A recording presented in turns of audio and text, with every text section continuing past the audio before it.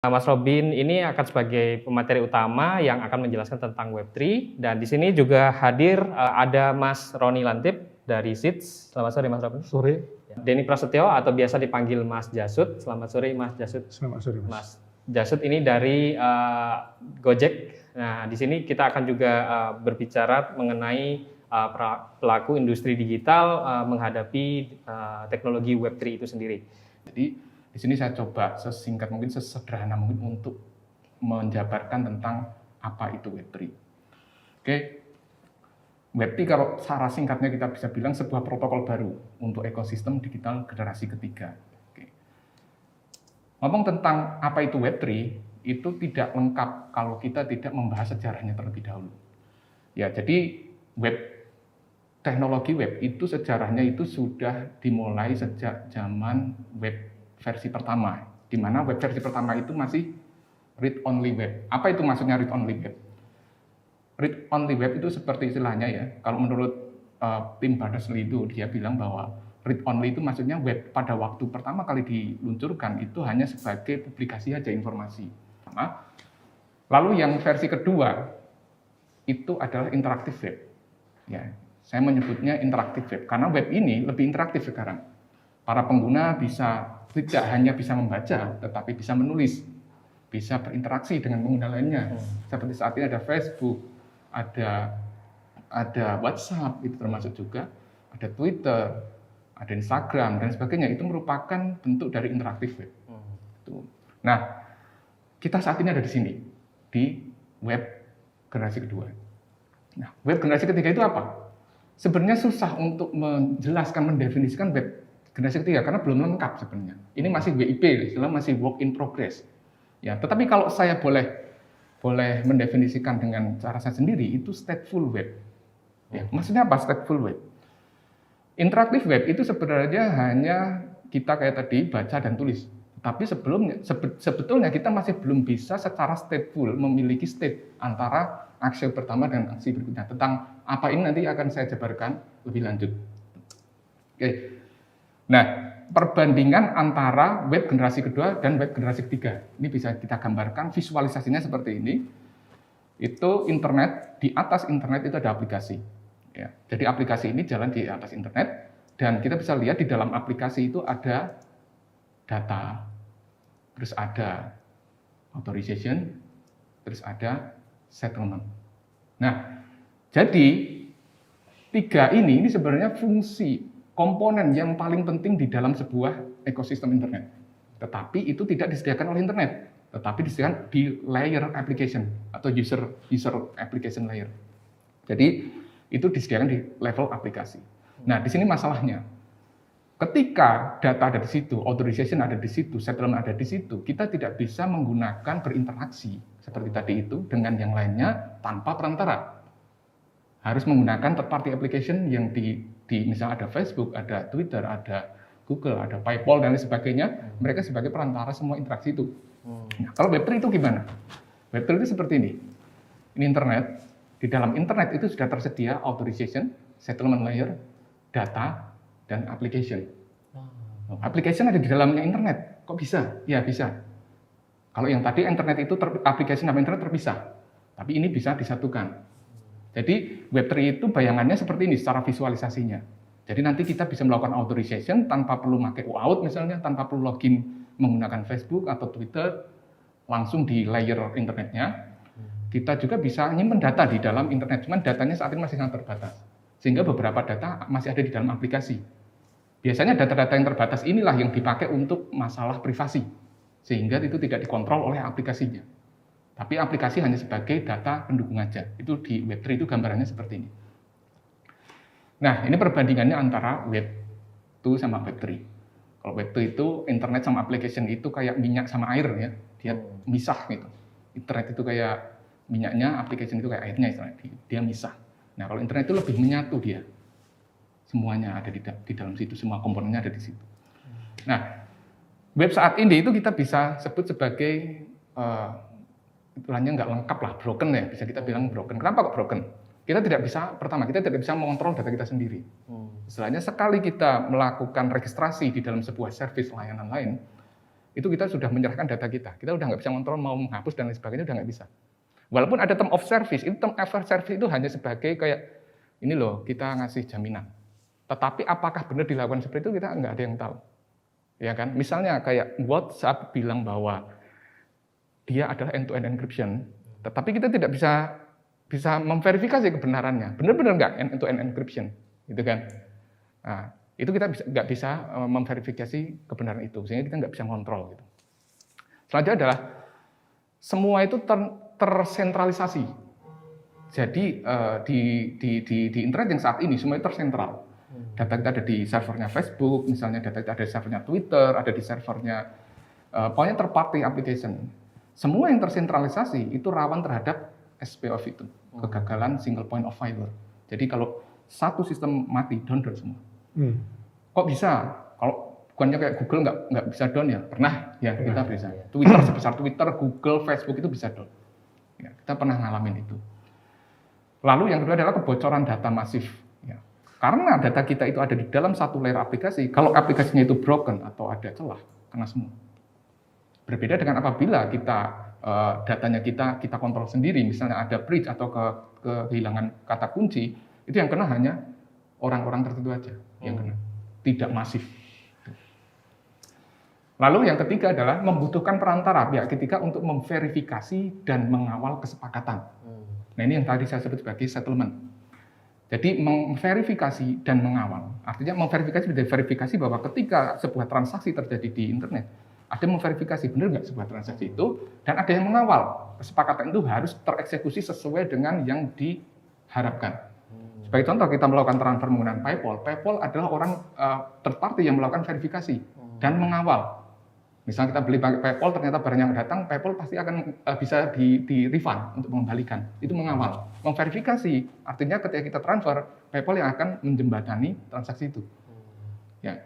Nah, saat ini kita tidak bisa menggunakan langsung direct. Secara natural kan sebenarnya kalau kita melakukan transaksi kan sebenarnya kita bisa direct. Kalau kita di warung, ada kasir di depan kita sebenarnya bisa langsung direct bayar. Tapi kalau kita bayar menggunakan third party, misalnya menggunakan GoPay atau mana, kita kan lewat internet dulu, muter, set baru sampai ke kasirnya, gitu kan. Nah, padahal kalau kita jarak dekat bisa langsung seharusnya. Nah, tapi internet saat ini belum memungkinkan itu, karena tidak ada yang bisa memverifikasi dan mengawal kesepakatan itu. Gitu.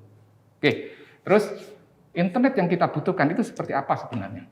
Yang pertama, kita harus bisa mengontrol data kita sendiri. Data-data yang kita sampaikan itu harus bisa dikontrol, harus selalu tersedia, jangan sampai down gitu. Terus tidak butuh pihak ketiga untuk memverifikasi transaksi elektronik seperti perpindahan kepemilikan, aset digital dan lain sebagainya. Settlement tadi itu yang kita butuhkan. Yang keempat itu transparan, artinya bisa diaudit, bisa diverifikasi, bisa dicek kebenarannya. Oke. Nah, visi dari Web3 itu apa? Saya belum bisa menyebut bahwa Web3 adalah generasi ketiga yang bakal seperti ini, karena itu masih work in progress. Tetapi mereka sudah bisa, ada visinya, sudah menyampaikan ada visi-visinya. Visinya apa sih? Yang pertama, pengguna itu menguasai data mereka sendiri. Itu visinya. Kedua, sistem itu harusnya tidak terpusat, tersebar. Yang ketiga, transaksi antar pengguna seharusnya bisa langsung dan aman. Yang keempat, transparan, bisa diaudit dan diverifikasi kebenarannya. Oke, sekarang kalau kita melihat, ini ada perbandingan antara aplikasi di Web 2 sama aplikasi di Web 3. Perbandingannya yang bagian atas itu di Web 2, itu ada aplikasi-aplikasi, ada browser dan sebagainya, yang bawahnya adalah dApps atau Web 3, di mana alternatifnya dari Web 2 ke Web 3 ada, bisa kita lihat. Misalnya kayak browser di dApps itu ada Brave itu browser untuk Web 3. Yang mana semua login dan sebagainya sudah tersedia natif di browsernya. Nah, storage ada IPFS. Kalau di Web 2 ada Dropbox, ada Google Drive. Kalau di Web 2 itu ada IPFS, ada storage. Sekarang yang paling baru itu BitTorrent File System, BTFS. Itu yang ngembain BitTorrent. Itu di storage. Di video itu ada Experty itu namanya, di penggantinya Skype ya. Nah, dan seterusnya. Oke, efek Web3 ini apa sebenarnya? Jadi nanti di industri munculnya Web3 ini akan seperti apa? Dampaknya terhadap ekonomi digital kita itu seperti apa nanti? Yang pertama ya, efek dari Web3 yang jelas akan terjadi itu adalah mempercepat perputaran roda ekonomi. Kok bisa? Karena semua bisa dilakukan secara langsung tanpa perantara. Pertama itu, sehingga semua prosesnya lebih cepat, transaksinya lebih murah. Karena apa? Hampir bisa dibilang transaction fee-nya itu langsung drop. Karena transaction fee-nya itu tidak ada third party, sehingga transaction fee-nya itu hanya sebagai token di dalam jaringan Web3 aja. Itu di layer internetnya. Ya. Kepastian hak milik yang jelas pada aset digital dan properti intelektual. Kalau saat ini kan belum ada kepastian, legitimasi, semua masih, walaupun saat ini Web3 perlu dukungan regulasi untuk memastikan kayak sekarang kita mungkin kenal istilah NFT ya, non-fungible token. Itu kan non-fungible token, itu adalah cara umat manusia ya, untuk bisa melegitimasi kepemilikan secara digital. Sertifikat. Tetapi saat ini itu karena belum ada regulasinya, masih terpecah-pecah, masih istilahnya siloed ya, itulah masing-masing punya klaim bahwa ini milik gitu. Ketika nanti regulasi tercipta ada, itu bisa lebih jelas bahwa NFT ini bisa dijadikan sebagai legitimasi untuk kepemilikan. Oke. Terus ya kita jadi kembali percaya bahwa privasi itu ternyata bisa ada lagi gitu loh. Kepercayaan kita terhadap privasi itu kembali. Kalau saat ini kan, wah, wis ora ono privasi lah, kita nggak ada privasi gitu kan. Orang-orang sudah pada skeptis bahwa internet yang ada saat ini sudah tidak bisa menjamin privasi kita. Semua data sudah tersebar. Tuh. Nah, di Web3 itu mengembalikan kepercayaan terhadap privasi data. Oke. Nah, sekarang ngomong tentang Web3, itu perkembangannya udah sampai mana sejauh ini? Karena tadi saya bilang masih WIP atau work in progress. Perkembangan Web3 itu yang pertama yang sudah bisa terjadi itu adalah trustless transaction. Kalau kita melihat Bitcoin itu adalah live demo dari Web3 untuk value transaction. Jadi kalau kita ada nggak sih contoh Web3 Bitcoin? Itu contoh live demonya Bitcoin untuk value transaction. Jadi kalau bilang bahwa blockchain itu hanya value transaction, enggak, blockchain itu bisa untuk macam-macam. Tapi salah satu contohnya adalah untuk value transaction, itu Bitcoin. Itu live demonya itu Bitcoin. Itu trustless transaction. Kita nggak perlu saling kenal untuk saling percaya. Ya, gitu. Trustless maksudnya. Lalu yang kedua adalah full user data control. Itu sudah bisa dilakukan di Web3. Nah, yang masih jadi PR atau boleh saya bilang ini masih jadi hal yang tricky, itu adalah storage. Ya. Di Web3 itu storage yang gede, itu masih jadi hal yang tricky lah sekarang. Walaupun sekarang sudah bermunculan IPFS, BTFS, dan sebagainya. Tetapi belum ada yang benar-benar bisa terintegrasi secara seamless gitu. Itu masih masalah. Yang masalah itu adalah native front end support ya di front end. Jadi kayak tadi kalau kita saat ini sudah bisa menggunakan browser untuk masuk ke jaringan Web3, tetapi masih pakai extension untuk apa? Untuk bisa kita mengakses resource di dalam Web3. Extension kayak MetaMask gitu misalnya. Nah, yang kita butuhkan nanti adalah native-nya. Jadi nanti web browser itu native sudah mendukung itu, jadi nggak perlu extension lagi. Tuh. Jadi sudah nggak perlu extension, bisa native, kita bisa melakukan settlement, pembayaran dan sebagainya langsung dari browser. Itu yang masih belum, walaupun sekarang sudah ada, Opera sudah mengeluarkan browser native support untuk Web3. Tetapi itu baru Opera aja, dan itu pun hanya baru di iOS. Itu saya lihat itu masih kayak cuman tes ombak aja sih sebenarnya. Ngetes bagaimana nanti. Oke, nah platform Web3 itu yang paling dekat itu apa? Implementasinya di apa? Di blockchain. Jadi kalau bisa bilang, apakah Web3 itu sama dengan blockchain? Tidak.